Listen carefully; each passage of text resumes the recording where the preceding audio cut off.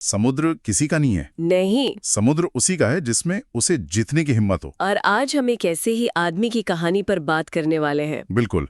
आज की हमारी गहरी पड़ताल एक ऐसे नौसेनाध्यक्ष की है जिसने अपने समय की मतलब दुनिया की सबसे शक्तिशाली नौसेनाओं को चुनौती दी। एक ऐसा योद्धा जिसे अंग्रेजों ने तो लुटेरा कहा, एक पायरेट कहा। हाँ, लेकिन कोंकण के लोगों ने उन्हें एक ऐसा नाम दिया जो आज भी गूंजता है, समुद्र तला शिवाजी, यानी समुद्र का शिवाजी। हमारी आज की चर्चा का आधार है Kanhoji Angre, the unconquered admiral of the Konkan coast नाम का दस्तावेज। और हमारी कोशिश रहेगी कान्होजी आंग्रे की रणनीति, उनके साहस और उनकी विरासत को समझने की। मतलब ये जानने की कि कैसे एक अकेले आदमी ने 33 सालों तक अरब सागर को यूरोपीय साम्राज्यों के लिए एक दुष्स्वप्न बना दिया था। तो चलिए शुरू करते हैं उस दौर से। 18वीं सदी का हिंद महासागर, उसे एक यूरोपीय झील कहा गया है।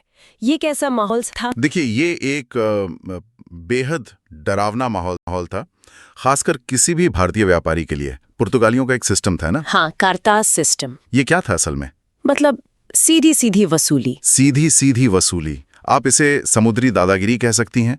मतलब अगर आप भारतीय हैं और अपना जहाज समंदर में ले जाना चाहते हैं तो पहले पुर्तगालियों को पैसे देकर एक परमिट खरीदिए, और अगर नहीं खरीदा तो आपका जहाज, आपका माल, सब कुछ या तो लूट लिया जाएगा या डुबो दिया जाएगा। कोई नियम कानून नहीं था। और सिर्फ पुर्तगाली तो थे नहीं, ब्रिटिश ईस्ट इंडिया कंपनी भी थी। बिल्कुल। और वो तो मतलब एक कई बड़ी ताकत थी। उनके पास 60, 70, यहाँ तक कि 80 तोपों वाले विशाल जहाज होते थे। वो सिर्फ व्यापारिक जहाज नहीं थे, वो तो तैरते हुए किले थे। सही कहा, वो ताकत का प्रदर्शन थे। तो कुल मिलाकर समंदर में भारतीय जहाज चूहों की तरह थे और यूरोपीय शक्तियां शार्क की तरह। और ऐसे में मराठा साम्राज्य, वो तो जमीन पे सबसे बड़ी ताकत थे, समंदर में उनकी दिलचस्पी नहीं थी क्या? यही तो सबसे दिलचस्प मोड़ है कहानी में। मराठा जमीन के बादशाह थे। किले, पहाड़, घाटियां, ये सब उनका था। छत्रपति शिवाजी महाराज ने एक नौसेना की नींव रखी थी, पर उनके बाद समंदर को लेकर एक हिचक सी आ गई। उसे खारा पानी कहते थे। एक धारणा थी कि समंदर पार जाने से धर्म भ्रष्ट हो जाता है। ये तो एक मनोवैज्ञानिक बाधा हुई। हाँ, और आर्थिक वजह भी थी। जमीन से इतना राजस्व आ रहा था कि समुद्र में पैसा लगाना एक बड़ा जुआ लगता था। तो ऐसे माहौल में कान्होजी आंग्रे आते हैं। हाँ, और कान्होजी ने उस चीज को अपना हथियार बनाया जिससे सब डरते थे।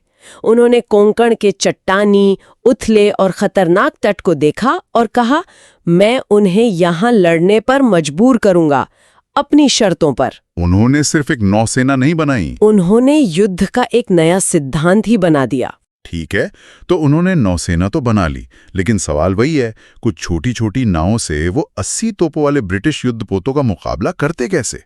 ये तो सुनने में ही नामुमकिन लगता है। आपका सवाल बिल्कुल सही है, और कान्होजी की पूरी प्रतिभा इसी जवाब में छिपी है।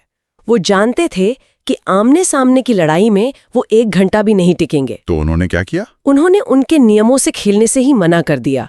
उन्होंने बनाए छोटे फुर्तीले जहाज। नाम थे गुर्ब और गलवीट। एक तरह का मच्छर बेड़ा। बिल्कुल सही शब्द है, मच्छर बेड़ा। इनमें 40-50 लोग चप्पू चलाते थे, और इनकी असली ताकत ये थी कि हवा पर निर्भर नहीं थे। जरा इस नजारे की कल्पना करते हैं। एक विशाल ब्रिटिश जहाज है बीच समंदर में, और हवा रुक गई है। अब क्या होगा?